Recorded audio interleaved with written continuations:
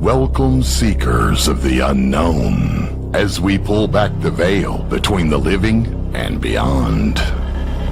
Unraveling questions that plague our minds, and oftentimes presenting the evidence that may prove them true. Let us take you on a journey where paranormal becomes normal, and where what is right behind you just might be echoes of the afterlife or something more.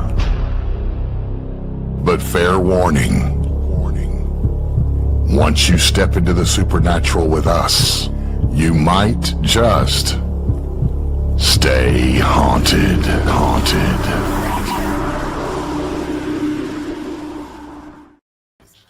Hello, everybody, and welcome back to Stay Haunted. What episode is this? Happy Hello. Monday. This is episode Four. Episode I forgot. 4. I lost count after All Wolf. right. Well, we did our first one. We've had 2 guests now, 3rd guest. Okay. Yeah. Right? Mhm. Sure. I lost count after Wolf. I'm glad we have Audra. 'Cause Wolf. Thank you for reminding us, Audra. Audra No is problem. the episode accountant for Stay Haunted. Accountant. So tell everybody what you guys did this weekend. We were fortunate. We got working with Parasite Group, Frankie and Anthony. We were at the Haunted Ritz Theater for the My Haunted Manor guys, USA. Daryl, Trey, and Jeff Bader had an event there. Awesome turnout. Great experience. Ron and Lourdes, Jenny. Our normal crew. Normal family. group. Yeah. Nice. Nice. And it was a very nice Good. experience, right? You had some experiences. I was chasing men, but I couldn't find them. That was the story of my life until I got married. Way to Just finish. kidding. I think that might be. Listen, I know Audra normally kicks you under the. Oh, right. You might be able to kick or just give her a love tap. So for the record, I don't care what you did before you got the marriage part. I'm just kidding. After that, people are getting shot.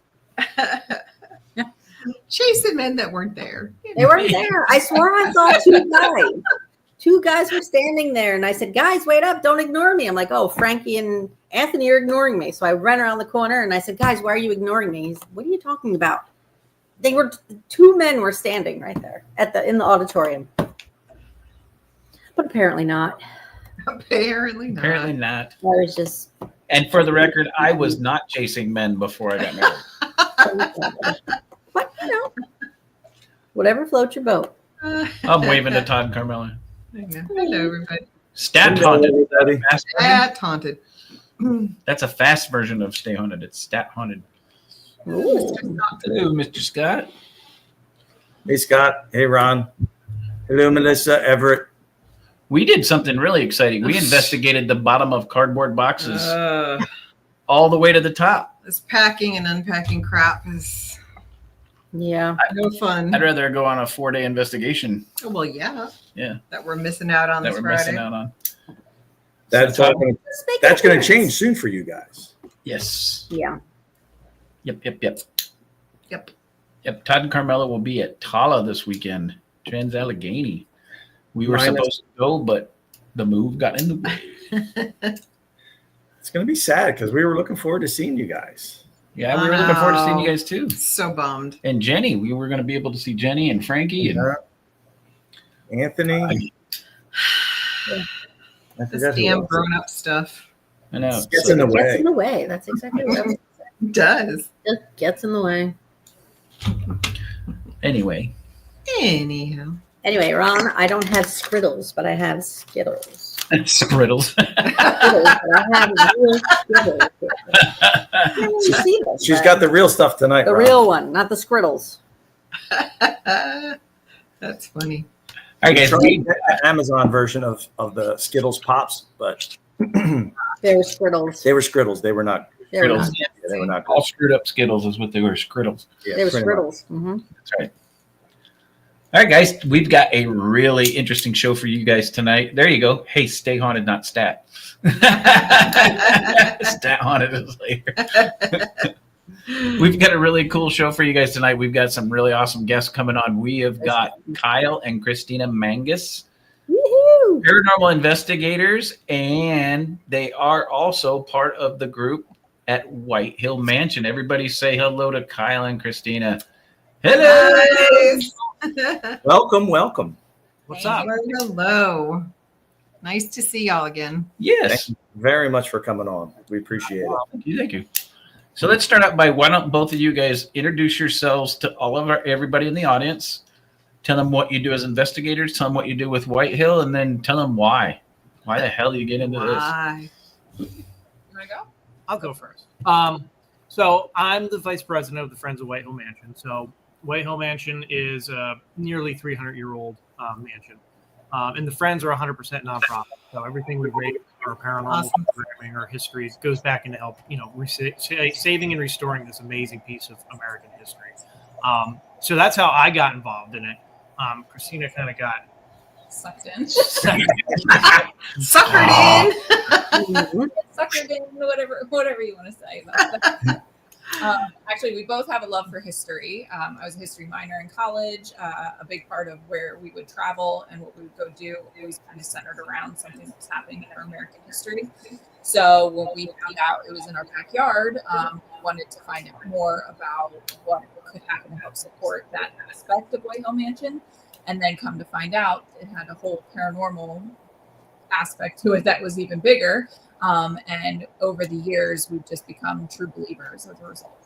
Yeah, and when we started, at least when I started, I wasn't a not believer in the paranormal, but it wasn't my main focus. I was like, cool, it's a haunted house, but I just want to save this really old, historic house. So, I was like, I wasn't a not believer, but I was like skeptical, and I still am, but I've had enough experiences over the years that I'm a real believer now. So. Mm-hmm. You've had enough experiences to be a believer. Yes. Yes. Yeah, and you were skeptical too for a long time. Oh, and yeah. then she had her moment too. What's been your favorite moment there so far?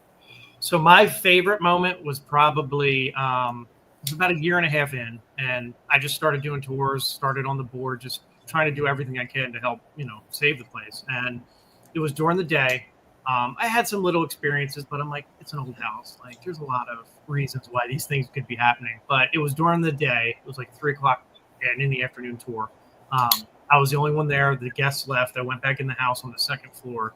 And there's a couple small rooms in there, and I had some windows open because it was hot. Went in one of the small rooms, shut the windows, and when I came out in the hallway, there was a 2 to 3-year-old little boy with blonde hair, and he was just staring at me, looking right up at me. And he was real small, so his head was like almost completely up. And we locked eyes. I can still see his face to this day. Wow. And then he was there, and then just poof, disappeared. And I didn't even register it at the time. I just was like, oh, that's weird. And I just locked up the house.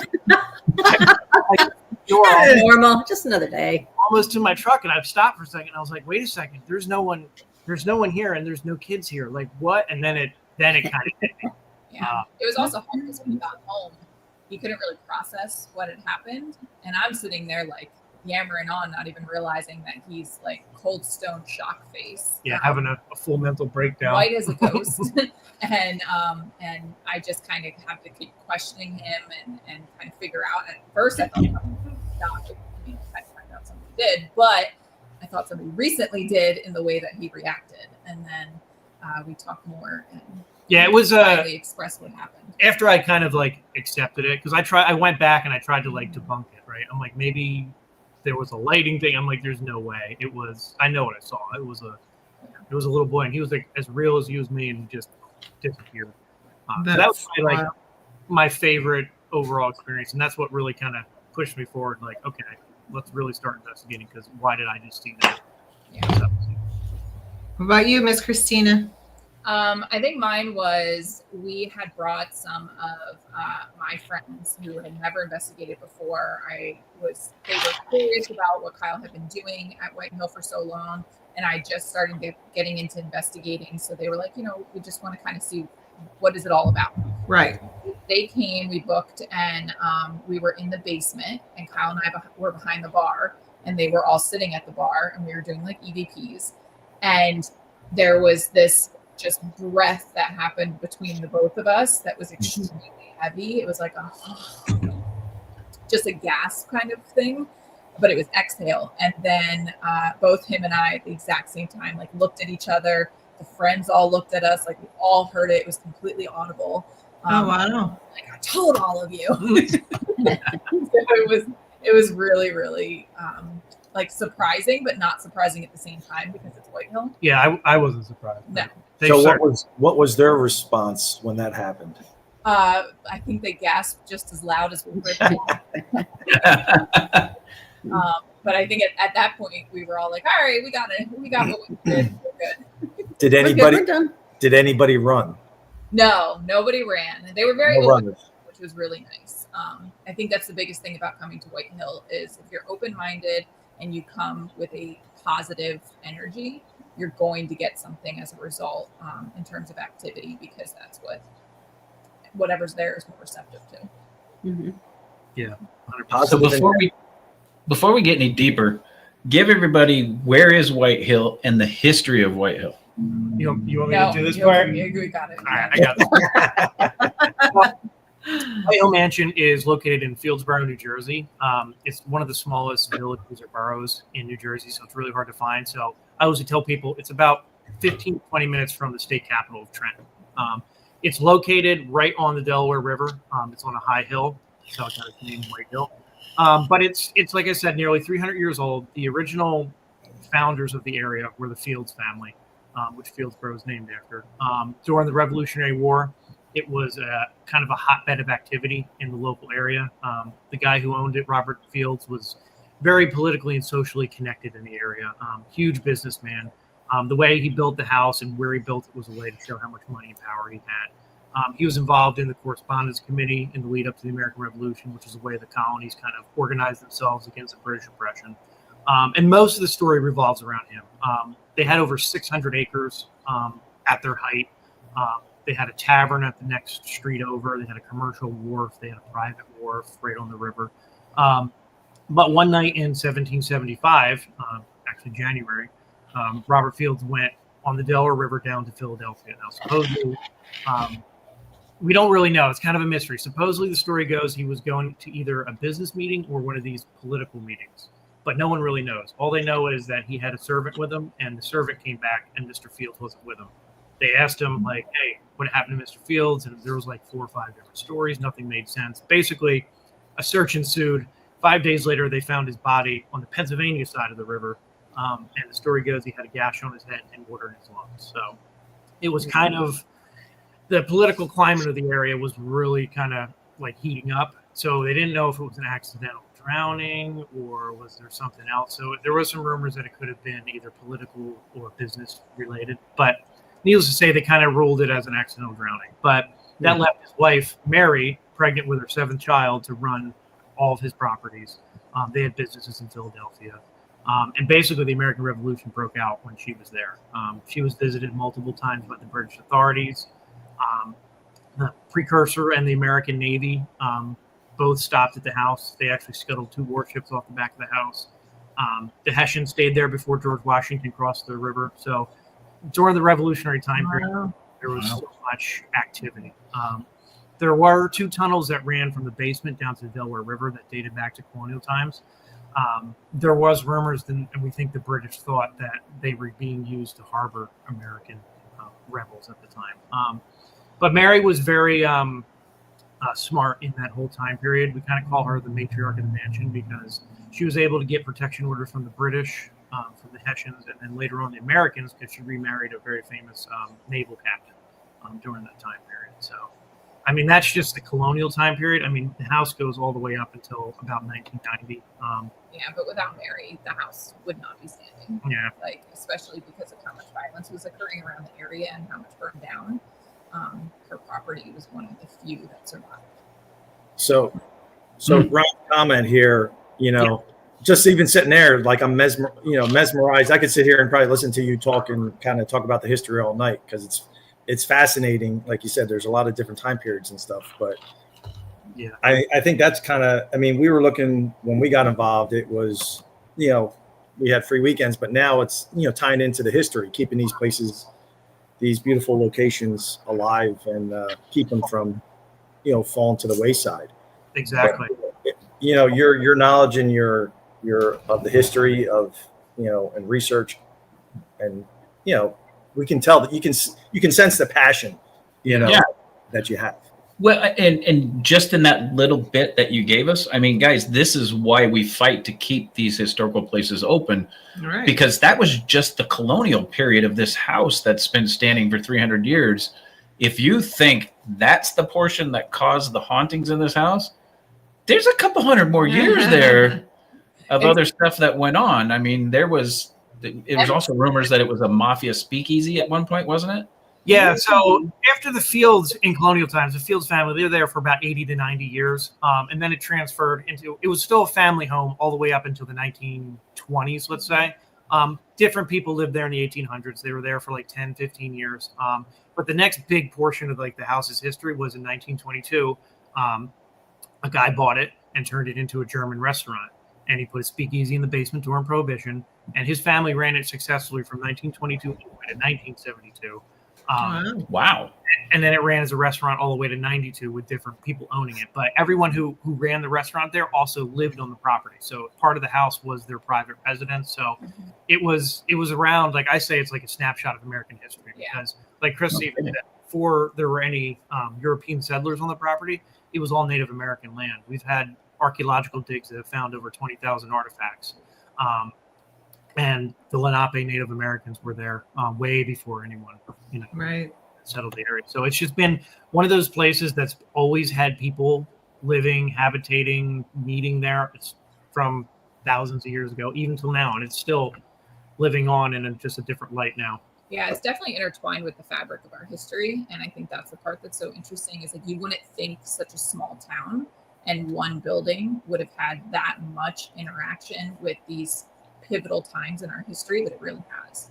And that's why I always try to tell people too. I'm like, you look at this house and it's like a snapshot of American history. I mean, it's been through everything that the country's seen, even before it was a country, the good times, the bad times, everything, and it's still here. It's kind of like a cool little snapshot from now. So I know a certain somebody that Not me. is interested in that one time period that Chris mentioned, the mafia. And, we were there, I think it was, the last time we saw you guys there, we were talking about it with Chris and Kyle, and her family has ties to the mafia, right? I don't know. How do you think she got on this show? Wait a minute. Hey, How do you think she got on the show? yeah, I didn't have a choice. You had to put me on. Right. But I don't know. So she's eager, right? You're eager to kind of get back in there and, The mafia? Into this room. I may into the know room, someone the in upstairs. there. What's that upstairs? Oh, okay. That upstairs room, the with the bell on it, that doorbell. secret room. They converted the main bedroom of the house when it was a restaurant into a private dining room, and it was like the primo private dining room. You actually had a doorbell on the wall. That's how you would call your waiter. So local stories and local legends, because of course no one wrote down a lot during that time period, but that's where all the socialites, congressmen, mobsters, gangsters would come, because this was the private room. This was the place to be during that time period. And of course you could get alcohol. I mean, and at that time it wasn't very uncommon for speakeasies to be around, but this one was really good because it's hard to find the house now. Because it's off the beaten path. So, I mean, I can only imagine in the 20s, it was probably even harder to find. Yeah. Oh, yeah. Oh, okay. And I wonder, Imagine. I wonder if, because of it being set back so far, if that kind of played into its. Yeah, and it was. What did the one famous gangster say? Oh, so we do know. So we get a lot of local people in the town. Like, no one ever wrote anything down about this really important stuff, but it's always local stories and legends, which are awesome when people come to meet. And we had someone whose mother was a hostess during the time period, I think like the 60s and 70s, and a famous New Jersey mobster, allegedly, Sammy the plumber, used to come to Whitehall all the time. And the hostess asked, why do you come here all the time? And he said, because the food is great and no one can find me. So even up that rumors of, Yep. Makes sense. So, and then, especially during the Prohibition time period, I think it was a very strategic location because it's right on the Delaware River, and the tunnels were still in use in that time. And we have reports of the state police right behind the house in that section of river catching rum runners from Jamaica, bringing alcohol in. We're either thinking to Trenton or Philadelphia. So we're right there. I mean, we don't have any documented truth, documented history, but it's all in the local area. The bar opened up one day after the law lifted. It is pretty strategically. It was Right. That's impressive. Yeah. That's impressive. Yeah, there's a newspaper article from the day after Prohibition ended, and the owner of the bar is standing there, and it's like, grand opening, just finished at time. We're like, Just happened, just happened to, We've been working on this for 24 hours. You'll be impressed. Come on in.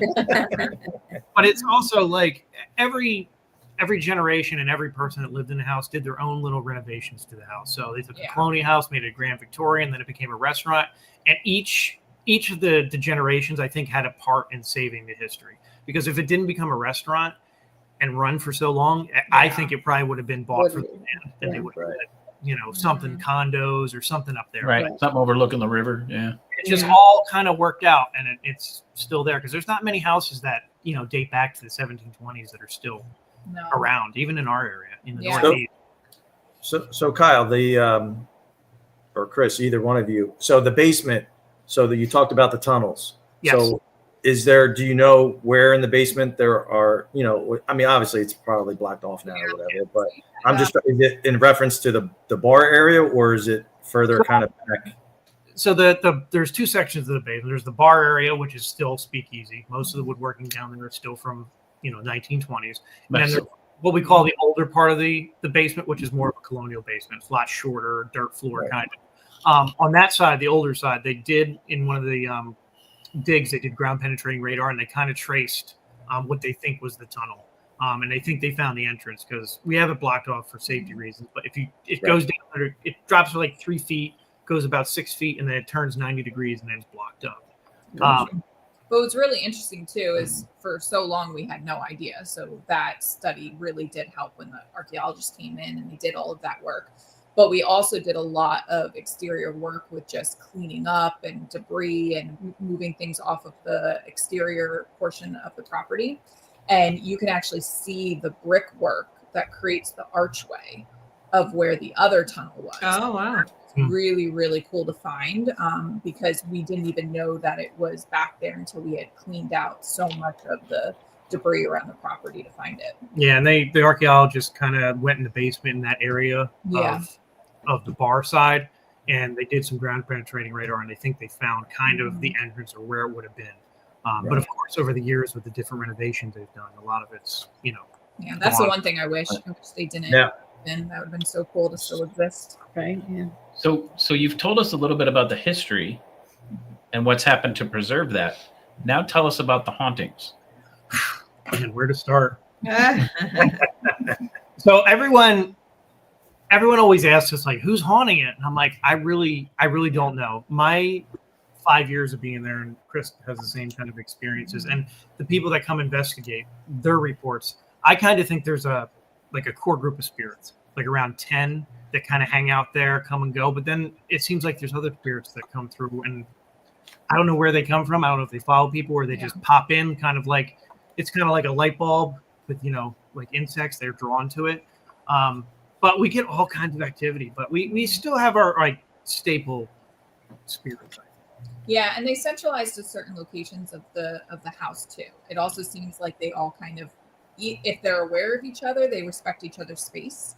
So there seems to be a different type of energy that exists in the basement versus the attic versus the main portion of the house, and then smaller areas. So it all kind of seems to be the same responses and activity in certain areas versus others, which makes us think that it's the kind of same members. But yeah, the activity that just kind of flows through, whether it's, you described it like the beacon, or some people have the theory because it's right off of the Delaware River and water acts as some type of conduit.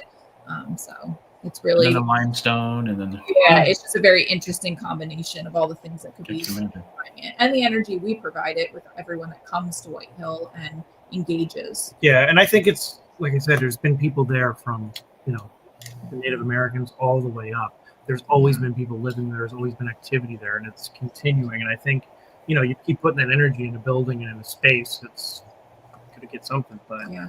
it also sometimes feels, and people have said this too when they investigate, like every time they come back to White Hill, it's the same, but something's different. Like every time, like you'll get kind of the same activity, but it's always different. So it's never like the same old, but it kind of is. It's hard to explain. But a lot of people will investigate, and it feels like you're almost traveling through time periods when you're interacting. Yeah. Like one side of the part of the house, you'll be like, I feel like I'm interacting with someone from the colonial times, but then you go down the basement and you're dealing with someone from the 70s or the 80s. It's like kind of all over the place, and it's like you're kind of jumping time zones sometimes, it feels like. Yeah. So I know. So I can guess what Kyle's wow moment was. Chris, do you have a kind of wow moment for when you've investigated at White Hill? How about, remember that one time when we were letting a group in and we Yeah. heard the little boy I was kid thinking voice? that the stairs, right? Yeah. So it was around the time that I started more actively helping to support with volunteering. But I kind of was really new at it. I didn't really know what to do, and I was extremely skeptical still at that point. I was more just wanting to help support patrons coming through to support the history of everything. So I was just kind of in the background, and I was standing at the bottom of the staircase, the big one that's in the main entrance. And Kyle and I think Dawn, our president, were addressing the individuals that came in and just kind of giving their usual spiel about safety and everything like that. And I heard what I thought was like my nephew. At the time, my nephew was like 6, and this voice was like a 6-year-old boy, like that very pure sound of a child. And I swear I was going to look up at the top of the stairs, and he was going to be there. Nothing was there, and I knew I heard something, and I think that was one of the first times because I just kind of froze, and then he heard it too. Yeah. And he did one of these like whip back things, and I just looked at him. Don't clear your attention to me. Like I don't. Like give me a moment. Yeah. So I just kind of gave him that face, like. I remember that. I remember this. My back was to her, and I heard the voice too. It sounded like the same thing she described. It sounded like a little kid boy. I spun around, and I remember seeing her eyes, and they were like this big, and I was like, "Aha!" And I was, Right? but it was one of those where I was just like, "Don't talk about it. I'm not ready." Never forget your first disembodied voice. No, and that was like I swear I was going to turn, and that was going It sounded like right there. Like I fully expected to turn around, and there would have been like another kid there, like a guest. I'm like, but there was no one there. It was just her. Yeah. So that was definitely That was a good one. I mean, I had heard whistles before that, but I feel like you can dismiss whistles. Like you're like, oh, it was the wind. Like you could just say a million things. This was something completely different. Where I was like, what would make that noise? Yeah, you weren't. There was no way to dismiss. Exactly. Yeah, you can dismiss with whistles unless there's like a timing and a relevance to it. Like when we did the Ajo Hospital in Ajo, Arizona, the Phelps Dodge Mining Hospital. I would stand on the second floor and I'd go, and I would do it about the third time I would do it. I would get a repeat just as loud, exact same way. It was like, holy. That's one of those moments where you look at each other and go, did you just hear that? Did you hear that? You're like, of course he did. Yeah. This is where sometimes I don't feel like I'm a true investigator because I can't whistle like all of you can whistle. I can't. Nothing. Nope. So you guys actually sent in. So Kyle was on Entity Voices when we were on the podcast with Ron Lourdes and Tony and Cherie, and Kyle thought that we were doing another evidence-based show, which is fine because some of our shows we do everything paranormal. So you sent in a clip from White Hill, actually. Yeah, I was trying to find. See, this is another thing. People always ask me like, "Oh, it's so awesome that you're at White Hill all the time. You just must investigate all the time." And I'm like, "No, not even close. I never do it. And even when I get the chance, I'm like, I don't have the energy to do it." But like, so I was looking through my recordings and everything. I'm like, I don't hardly have anything at White Hill, but this one clip is really good. So let's play that. So this is a recording from inside the house and nobody's there. No one was there. I left a recorder on the second floor on the main staircase area. And it recorded for 12 hours. And this is what I caught on it. All right, here we go.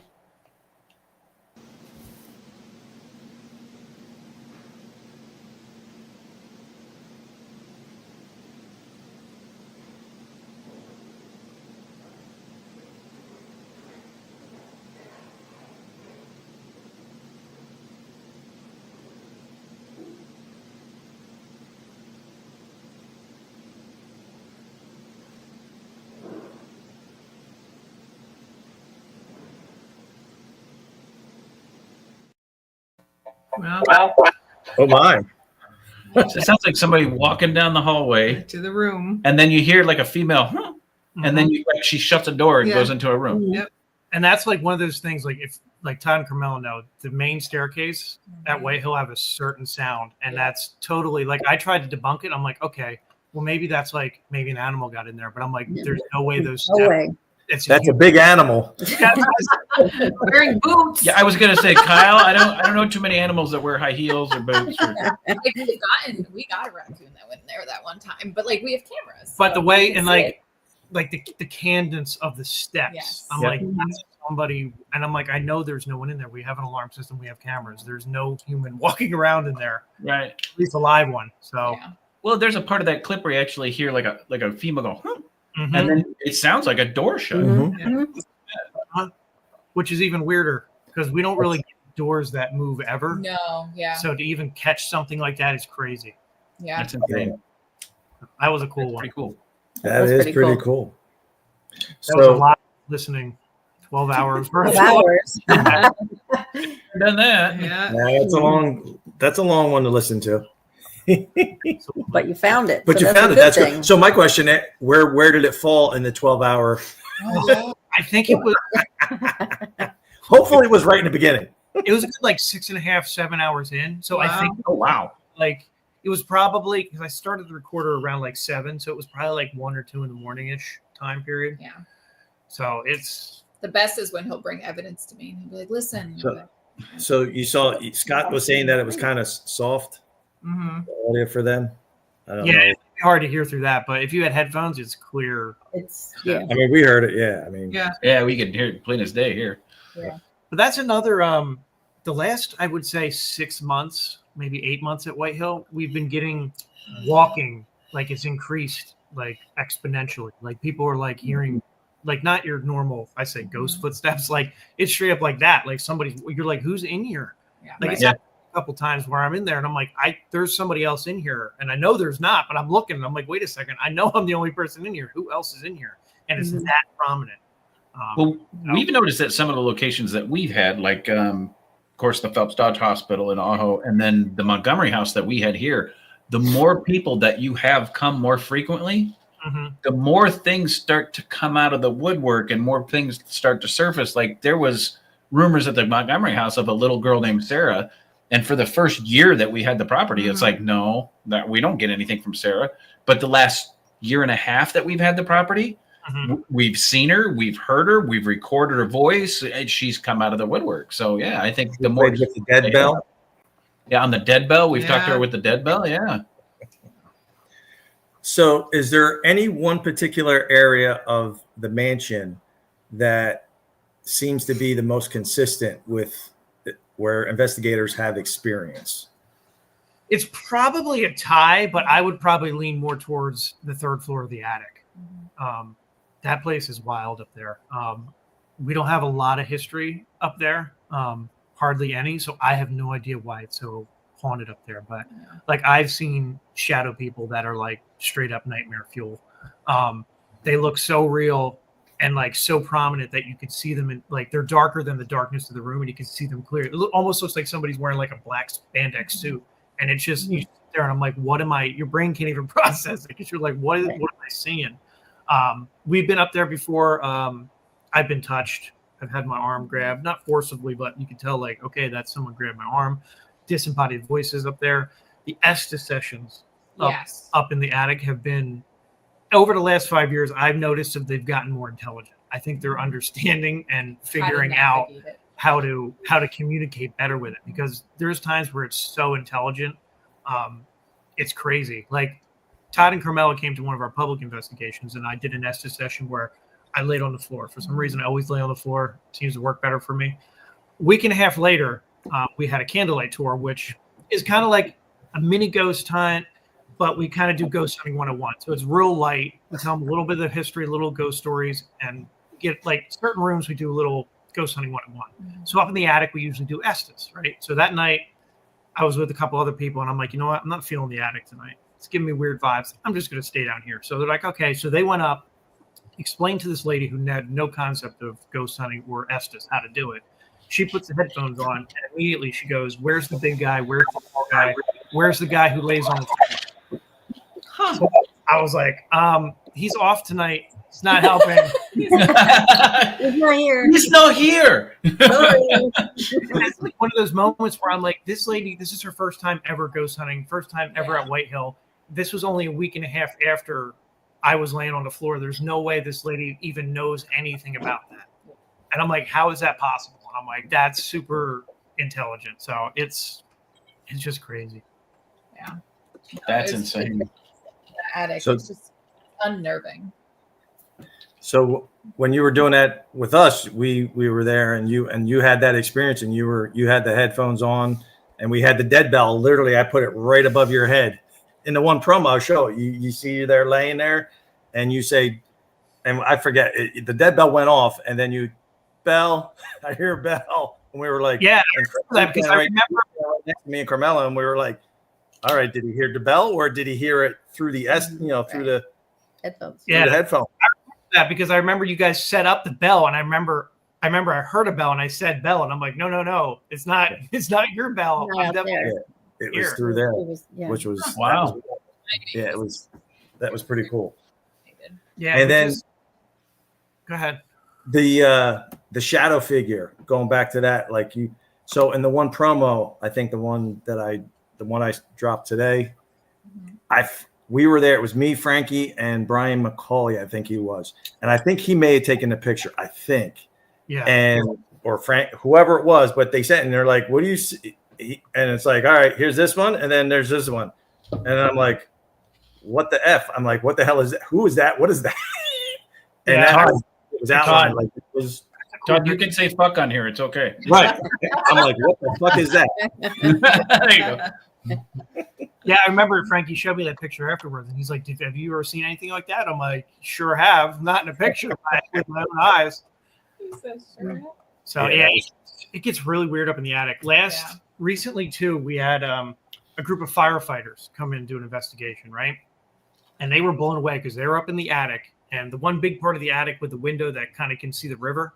They were sitting. One guy was doing Estes, and he was sitting with his back to that window, and all of a sudden he just says boat. And they all look up and they go, "That's weird." And then behind him, a big boat goes by, Oh, wow. Oh, which was crazy because the river does get some boat traffic, but usually not Right. at night like that. And I'm like, they were like, that doesn't make any sense. He couldn't see it. He didn't know there was any boats back there. I mean, you could barely see the river at night. So Yeah. that was really, really cool. And these guys were all like straight up firefighters, and they were kind of wigged out by that, which not going to lie, that was really cool. You want to talk about a perfect example of timing, relevance, and intelligence? Right, there you go. Jeez. Yep. Ding. That's awesome. Yeah, the dead bell too. People have been bringing that. Yeah, and it's really a big uptick lately. I think it's because, like, this is my theory. Like, I haven't had or heard anyone really report of a REM pod really going off that much at White Hill anymore. But as soon as they bring that dead bell in, that thing is intelligent. Ding, ding. I've done it too. When it first came out, I was like, kind of skeptical of this thing. I don't know how it works, but I said, if you can hear me, can you ring it twice like this? Ding, ding. And immediately it went ding, ding. And I'm like, okay. Then That's it. it works. Yeah, think of like And- the time span. Like a lot of time periods had Yeah. something like a bell. Similar to that. Right. And when you have something you can relate to, like we bring right. all I say relatable. stuff, that they're not even understanding or conceptualizing what it is. Right. You went back in time and brought that. They would just look at you like you're insane. Well, you hit it right on the nose, Christina. It's. I mean, think back in the 1800s. Hotels right at the front desk had a bell. Mhm. 1900s. Hotels had a bell at the desk. I mean, that thing, that type of bell has been consistent for 200 years. Mhm. It's just different colors and different shapes, right? Well, pretty much the same shape, but it's something that a spirit from any time frame or any time era could relate to, where you take this black box with red and green lights with the silver thing sticking up, and a spirit from the 1800s or somebody that passed in the 1800s is going to go, what the is that thing? Yeah. Right? You can You say can that. You can curse, Chris. You can say fuck. Oh, I said it. I just didn't say it loud. What the fuck is that thing? Yeah, it makes perfect You sense. just scared Yeah. the shit out of me. It's a universal thing where it was to get someone's attention for universally, like you said, for 200 Right. years. The only purpose Yeah. it was to get someone's attention. Hey, I'm here. So I it is- tried using it at home with Audra, and she hit me in the head with it.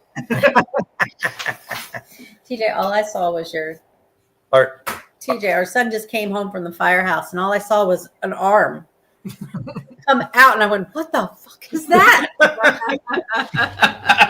And then I saw the rest of them. I'm like, "Oh, it's just TJ." Well, Just- at least it was an arm.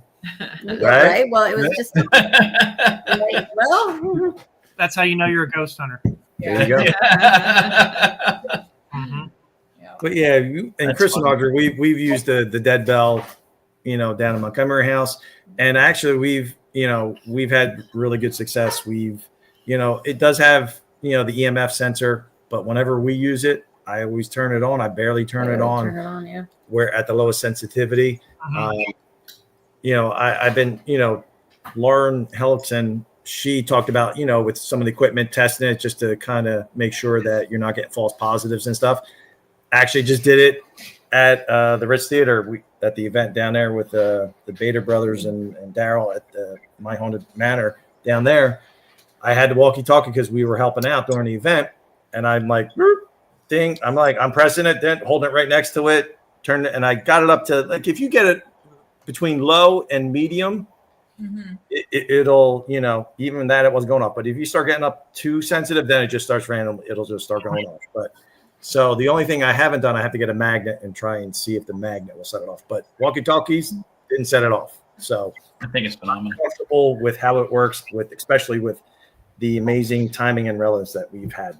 Right. Yep. Yeah.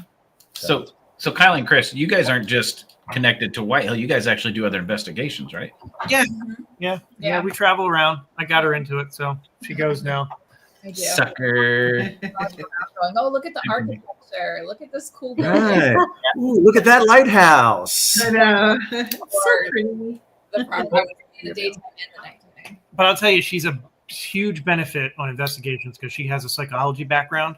And like when we're doing EVP sections or Estes, I kind of out of things to say, and then she'll swing in and ask these questions that are really good that you get good answers. So I thank God she's there half sometimes. I start losing, I'm like, what's your name? Yeah. When were you born? And then I'm like, I'm running low on questions.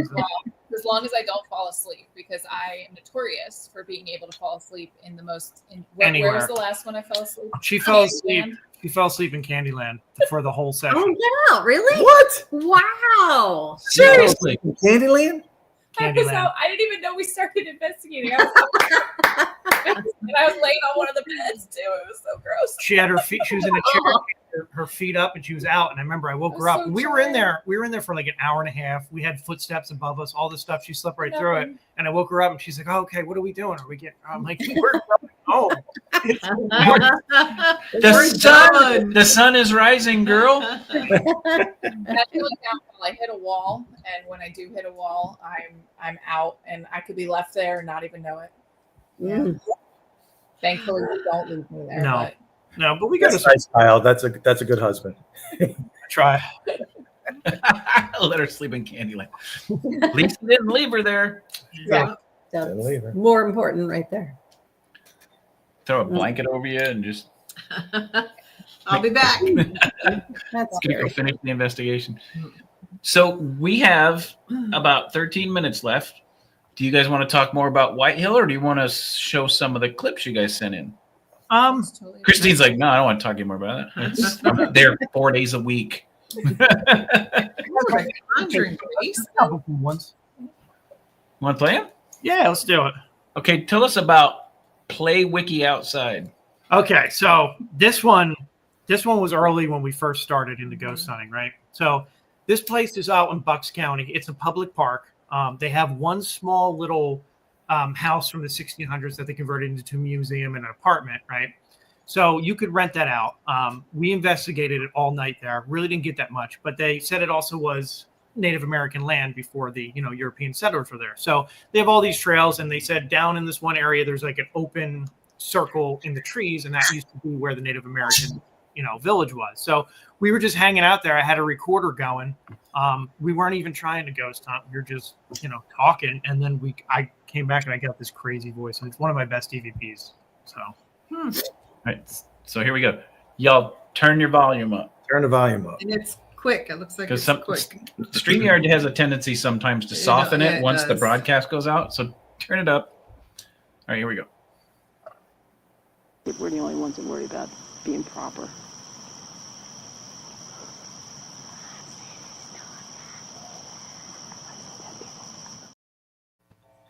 That's creepy. That was very creepy.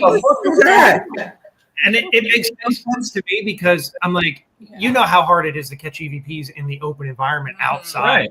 And to me, I hear two voices. I hear like a female with like a southern twang saying like it's cold outside or it's cold out here. And then there's another voice, and I swear it says, I see dead people. That's what I was going to That's say. what she Did said, somebody yeah. just say, I see dead people? No, there was only 4 of us, and None of you said that. person talking before that, and then we all got quiet. There was no other person I around. got plenty of. Well, I'll play it again here in a second, but I want to point something out to everybody. Pay really close attention. So some people might say that it's outside contamination. Outside contamination, if somebody's whispering into the digital recorder, I think Kyle and Chris would notice this is a whisper that sounds like it's right on top of the recorder. Yeah. All right, here we go, Mary Beth. I'm playing it again for you. Everett, I heard it, but I don't understand it. It was in Spanish, Everett. All right, turn it way up. Listen close. Wait, I'm going to turn my volume up too. Yeah, I'm like, wait, you have to too. Here we go. We're the only ones that worry about being proper.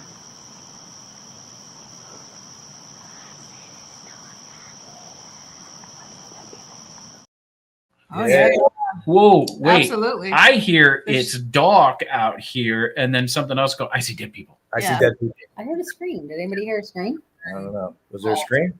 Scream. Like I don't. Maybe it was an owl. I don't know. I thought I heard something else too. You got better hearing than me. Almost sounded like there's 3. Like you hear the first southern, and then you hear the I see dead people, and there's something really In small. between that. Yeah. Yeah. That's crazy. Yeah, that was one of my. I don't have a word. I don't have an explanation for No. it. Like I can't. No. Wow. No, as close as that was to the recorder, there's no way that was an outside interference at all. There's no way. Yeah, that Yeah, was that's So cool. that's a EVPs pretty are still my favorite. I I absolutely love love EVPs. My favorite. and that was one of those places again. Like we left there thinking we didn't get anything. And Yeah. then, Oh, we've done that. what Yeah. is that? I know. Then you get home and it's like, Yep. Heard you jump out of bed like you did.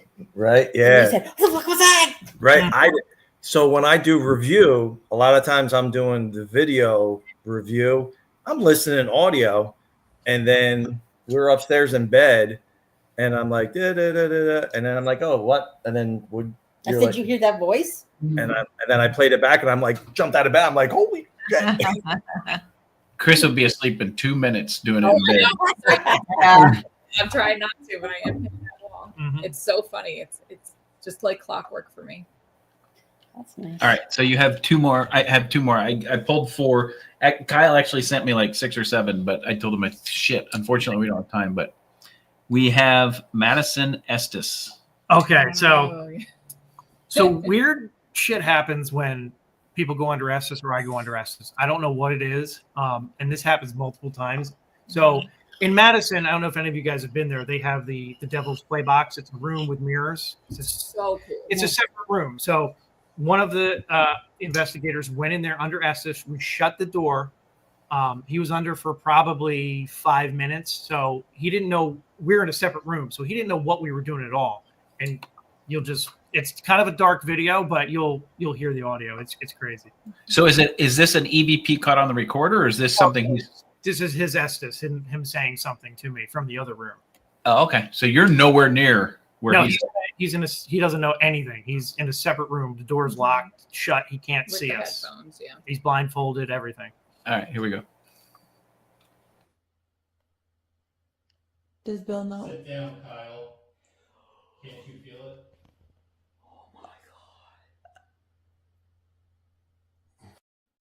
So what happened was, Sit down, Kyle. yeah, so I was sitting down and we heard a firework. So I stood up to see if I can see the firework. And when I stood up, him from the other room goes, Kyle, sit down.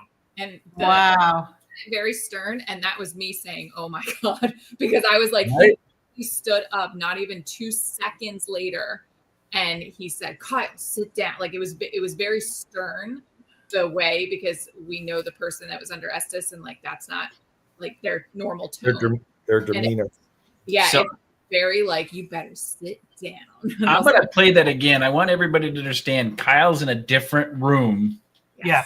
This guy has the headphones on. He's listening to the sweeping, right? Yep. Can't hear a damn thing with the door closed. Yeah, he can't feel like if I jumped up and down or got up or moved a chair, he can't feel anything. Like he's in a separate room completely away from us. I'm gonna play that again. That one's a quick one. Here we go. Does Bill know? Sit down, Kyle. Can't you feel it?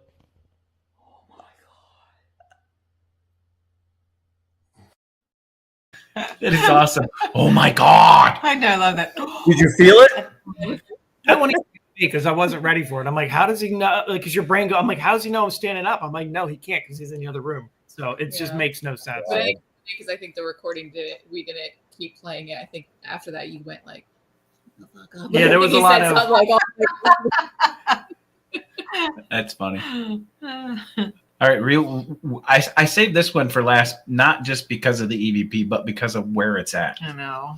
Yeah. So the Conjuring basement, nobody can go anymore. I know. A crazy bitch. We never made it. Chris wasn't with me on this one. and I hate hearing it every time. This one creeps her out. So this is from the Conjuring house.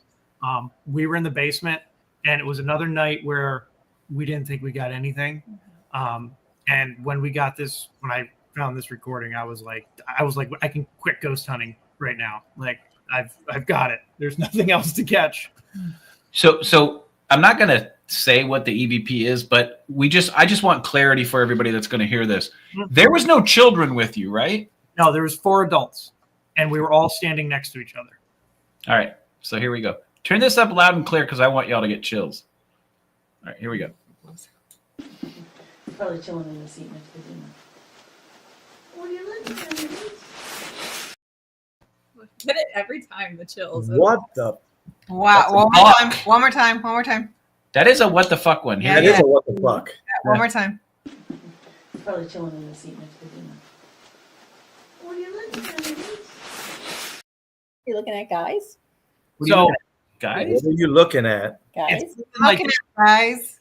it's really interesting because we've been talking about like timing and relevance tonight, right? So right before, if we played the whole recording, which was like 5 or 6 minutes, the whole time we were down there, we weren't ghost hunting. We were trying to get our SLS device to work, and the SLS wasn't working. And we were looking at it, and we hear this little kid voice going, "What are you looking at?" And I think there's a Yeah. name after that, but I can't make out the name. But I that think it says guys, like your group. Like, what are you looking at, guys? Like, Yeah. hey. because I'm like, when I first heard it, I was like, well, where's the little kid? And I'm like, Well- there is none. Like, what's happening? And it's so. And this wasn't disembodied. This was picked up on your recorder later. Yeah. And the thing that really kills me is when he first had me listen to it, my instinct was, this is not a kid. Yeah. It sounds like a kid, but my instinct was like, that's not a kid. I can get that vibe. Yeah. I could not shake that vibe, and I still can't. And I don't think I'll literally ever. hate listening to it every single time. But I don't think I'll ever. I mean, I hope one day I'll top that EVP. But I'm like, I don't know how. Like, yeah, it was so clear. Like, and like as soon as I played it, I just had this mental image of there's this kid standing right next to us, asking us what we're looking at. Looking at the going, what are you looking at? Yeah. Yeah. Right there, and how loud it is on the recorder. He was whoever right there. That was awesome. That was so cool. Ron's going to retire after hearing that. Yeah. No, you won't. Liar. All right, guys. Kyle and Chris, tell us really quick, how can people come see White Hill? How can they see what you guys are doing? Tell us everything How can about they you find in the you? next 2 minutes. Gotcha. So this weekend we're having a big Paracon Saturday, 10 to 5. Come on out, $10 get you in. Heather, Taddy, and Katrina Weidman are the celebrity guest stars that are coming out, so you can meet them. All the proceeds go right back to the house. So great event. Also, if you guys want to come visit our website at whitehillmansion.org. If you want to come investigate the paranormal, private or public events, it's all on there. You can book right from our website. We do history tours. We try to do as much stuff to blend the history and the paranormal together because we think they go hand in hand. There is also even a donate button on that website. So if anyone would be gracious enough to throw us a donation, it would be much appreciated. But yeah, I mean, follow us on Facebook, the Friends of White Hill Mansion, Instagram, TikTok, and just come on out and visit and just experience what White Hill has to offer because usually no one is disappointed. Yeah, I was gonna say I don't think there's no regrets. It's just One more time. One more time, Chris. Okay, I'll play it one more time. It's quick. Everybody turn it up. I'll play it one more time, and then we got to cut loose. Here we go.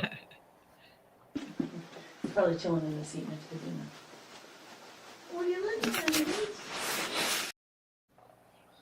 That's creepy. So, What are you looking at, guys? yeah. Have fun sleeping tonight, y'all. Don't look under the bed. No, These are why platform beds have become very That's popular. right. Creepy. Kyle and Christina, thank you so much for being on. It's Kyle. It's always a pleasure. Thank you for bringing your wife this time. Yeah. Next time, don't leave her out. That was fucked up. No. I'm just kidding. I meant to ask one quick question before we go. Yeah. So I know the river line runs behind the Mhm. the mansion. Yeah. Do you think does that trigger or do you see an increase in activity so when that goes by and wails at horn? before it was the River Line, that was New Jersey's first railroad, and Mhm. the steam engine, the John Bull that ran, is actually in the Smithsonian. So it's been there for a long time. So I could bring some energy. Yeah. Could help. That's so Definitely. cool. Yeah. All right. Again, thank you two for coming on. Yeah, we really it's appreciate been you having great. been on the show. It's been a pleasure having you guys on, not only with your evidence, but with the White Hill Mansion. There's nothing better, in our opinion, and I'm sure in Todd and Carmela's opinion too, that saving We're 10 the minutes history, from there. saving the history of the places that we like to investigate is huge. Not only for investigators, but for anybody out there that's interested in the history of what's happening around you and what happened before you around you.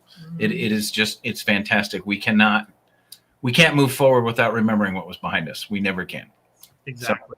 So, thank you guys so much. So guys, if you ever want to go out and visit the White Hill, you got to go out. You got to see Kyle and Christina. You got to go out. You got to book those reservations if you want to see a place with tons of history, almost 300 years or 300 years. Almost. Almost 300 years of history. And if you want to visit where a guy drowns because somebody stuck an axe in his forehead, and now there's a house named after him, and he's the one that started it. You got to go out and you got to see White Hill, but most of all, guys, you got to stay haunted. All right, guys, see you next week. Good night. See ya. Thanks for joining. Night.